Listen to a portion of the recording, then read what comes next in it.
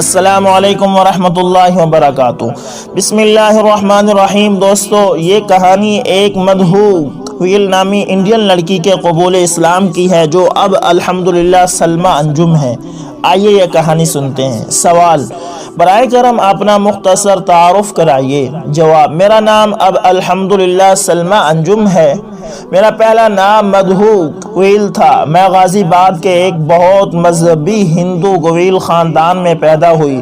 میرے والد لالا سنگل سین گوئل ایک سبزی کے تاجر تھے اور میرے بچپن میں ہی انتقال کر گئے تھے۔ میری پرورش میری والدہ کیلاش وتی اور بڑے بھائی بابو جگدیش گوئل کے زیر سایہ ہوئی۔ ہم لوگ غازی آباد کے قریب گلدر گاؤں میں رہتے تھے۔ میری والدہ ماجدہ، جن کا اسلامی نام ام نسیم ہے، اور میرے سب سے بڑے بھائی بابو جگدیش، جن کا اسلامی نام کلیم غازی ہے، اور دوسرے بھائی ہیم کمار، جو اب الحمدللہ مولانا نسیم غازی ہیں۔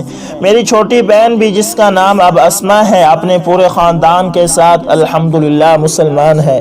میری 3 بڑی بہنیں مسلمان نہیں ہوئی، جن میں ایک حیات ہے، ان کا نام لجا ہے، اور 2 راجیشوری اور لیلا وتی کا انتقال ہو گیا ہے۔ سوال: اپنے خاندان کے اسلام لانے کے سلسلے میں ذرا بتائیے گا۔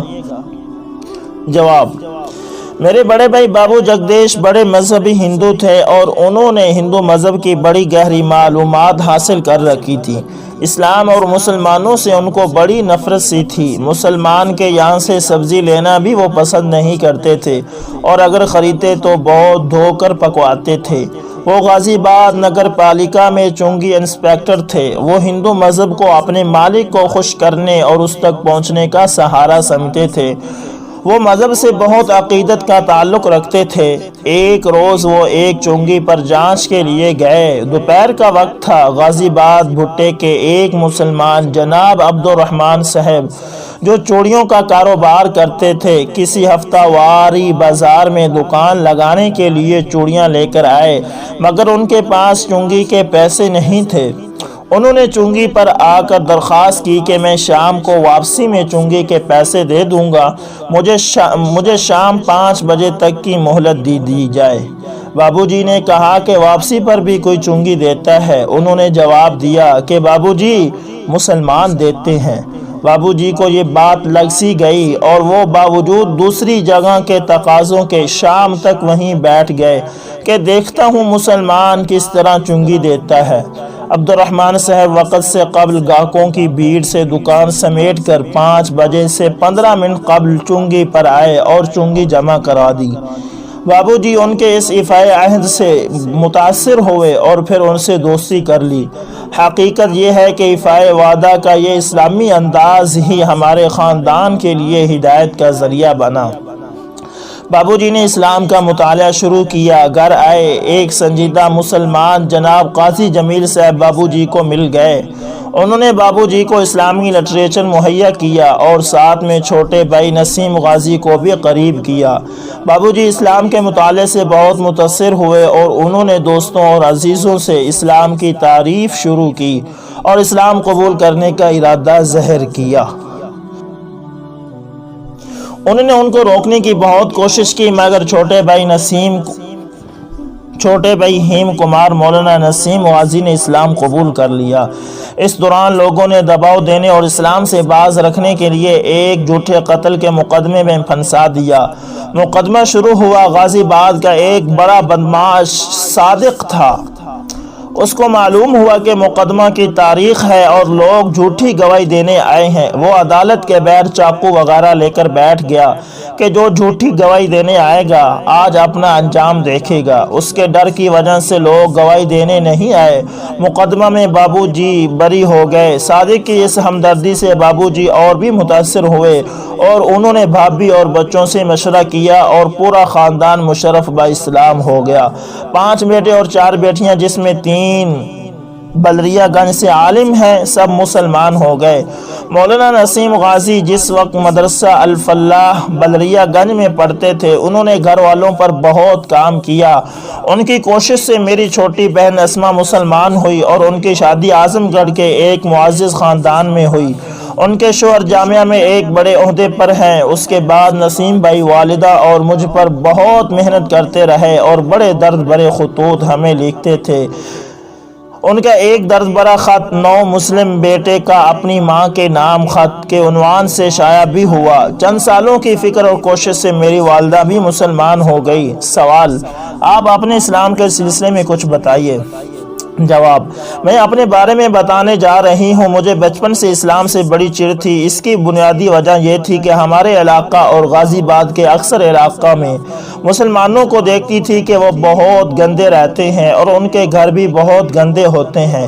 نسیم بھائی جب بھی غازی آباد آتے 1 گھنٹہ مجھے سمجھاتے۔ مجھے ان کا سمجھانا بہت برا لگتا۔ کبھی کبھی میں کانوں میں انگلیاں دے لیتی، کبھی روئی لگا لیتی، ان کی طرف پیٹ پھیر کر دیوار کی طرف منہ کر کے لیٹ جاتی، مگر وہ کہتے رہتے۔ ایک بار وہ مجھے اعظم گڑھ لے گئے۔ وہاں میں نے بہت سلیقہ اور صفائی کا خیال رکھنے والے خاندانی مسلمانوں کو دیکھا۔ غازی آباد کے ابراہیم خان کے گھر مجھے لے گئے۔ ان کے گھر کی عورتوں سے میں بہت متاثر ہوئی۔ وہ 10 سال تک مجھے سمجھاتے رہے۔ کبھی کبھی وہ رونے لگتے۔ مجھے اسلام کی باتیں تو سمجھ میں آتی تھی، مگر میں گندے مسلمانوں میں شامل ہونا نہیں چاہتی تھی۔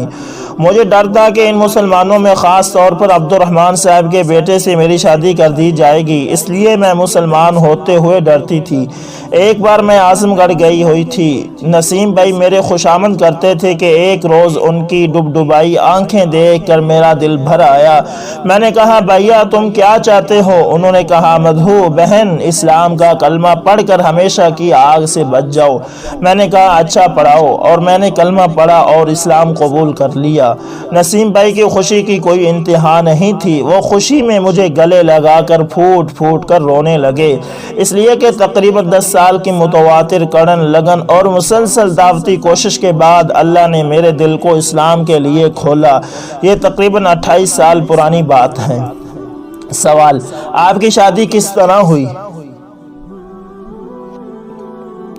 جواب: شادی کے سلسلے میں میری کچھ شرائط تھی۔ ایک زمانہ تک سخت ترین مذہبی ہندو رہنے کی وجہ سے فوراً ذہن سازی نہیں ہو سکی تھی، اس لیے میری پہلی شرط تھی کہ میں کسی داڑھی والے شخص سے شادی نہیں کروں گی۔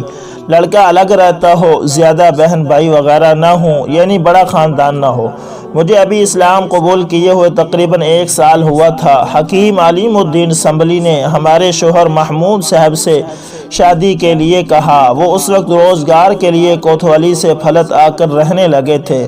انہوں نے اپنی والدہ سے مشورہ کیا اور پھر کوتوالی بھائیوں سے مشورہ کرنے کے لیے گئے۔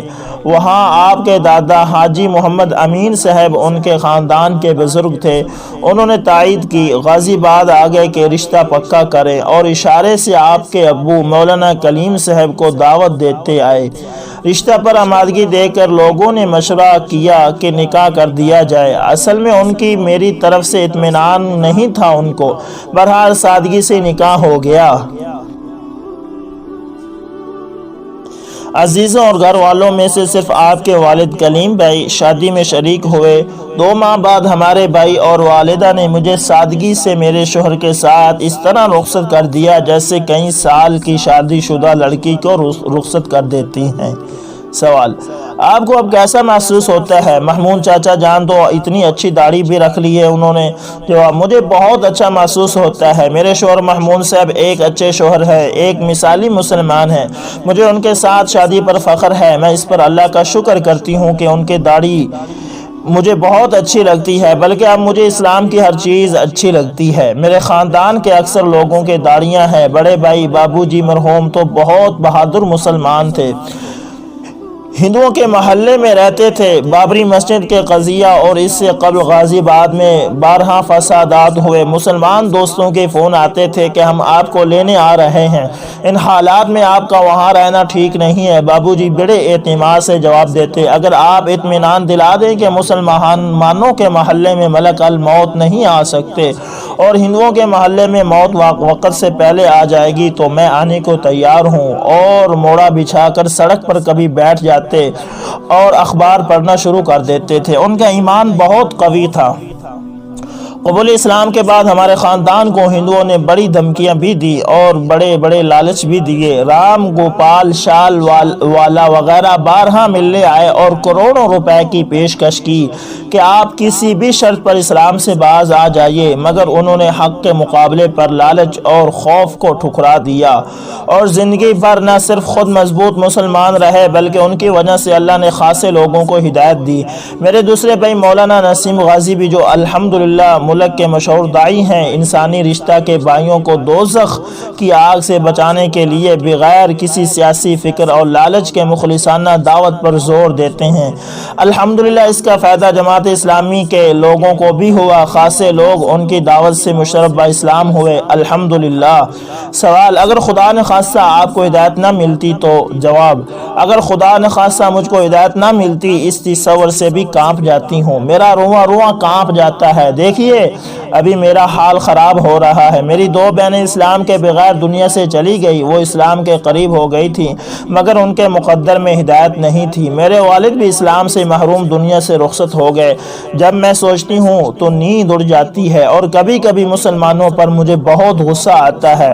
10 سال تک میں صرف اسلام سے اس لیے دور رہی کہ میں جن اکثر مسلمانوں کو دیکھتی تھی وہ بہت گندے رہتے تھے۔ ان کا رہن سہن اور ماحول جن میں چوری چکاری، جوا اور جہالت ہے، میرے لیے حجاب بنا رہا۔ اگر مسلمان اسلام پر حقیقت میں عمل کرتے تو میری بہنیں اور والد ایمان سے محروم نہ ہوتے۔ سوال: چاچی جان، اچھا یہ بتائیے، آپ گوشت نہیں کھاتی مگر آپ مرغ اور گوشت اس قدر لذیذ بناتی ہیں، آپ کو یہ کیسا لگتا ہے؟ جواب: میرے شوہر محمود صاحب ایک اچھے مسلمان شوہر ہیں۔ میں کچھ نماز ذکر وغیرہ تو زیادہ نہیں کر پاتی، اپنی عبادت یہی سمجھتی ہوں کہ میں ایک اچھے مسلمان کی بیوی بنوں۔ میں نے اپنے آپ کو اپنے شوہر کے لیے بالکل وقف کر دیا ہے۔ وہ گوشت کے بہت شوقین ہیں، اس لیے مجھے گوشت بنانے کا شوق ہو گیا ہے۔ میں گوشت کھانے کے حکم کو اللہ کی نعمت سمجھتی ہوں۔ میں نے اپنے بچوں کو ترغیب دے کر گوشت کا شوقین بنایا ہے۔ میں کوشش کے باوجود نہیں کھا پاتی تو اسے اپنی معذوری بلکہ محرومی سمجھتی ہوں۔ سوال: ماشاءاللہ آپ نے اپنے بچوں کی بڑی اچھی تربیت کی ہے۔ عائشہ بھابی، صفیہ بھابی اور سلمان بھائی، آپ کے تینوں بچے بہت سعادت مند اور نیک مسلمان ہیں۔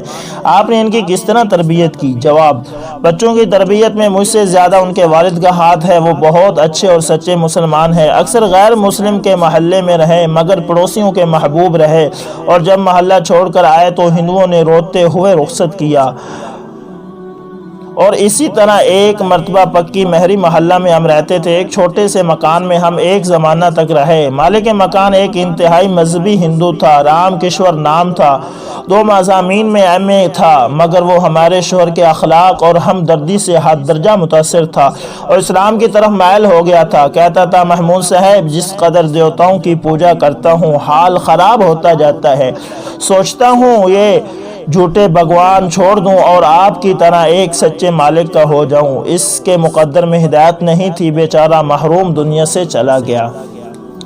میں نے بچوں کو مسلمان بنانے کی فکر کی اور بچپن سے نماز پڑھنے کے وقت ان کے سر رہتی تھی، غیر مسلمانہ عادتوں سے بچنے کو کہتی تھی۔ مجھے اسلام قبول کرنے کے بعد جس طرح پہلے اسلام اور مسلمان برے لگتے تھے اب اسی طرح غیر مسلم برے لگتے ہیں۔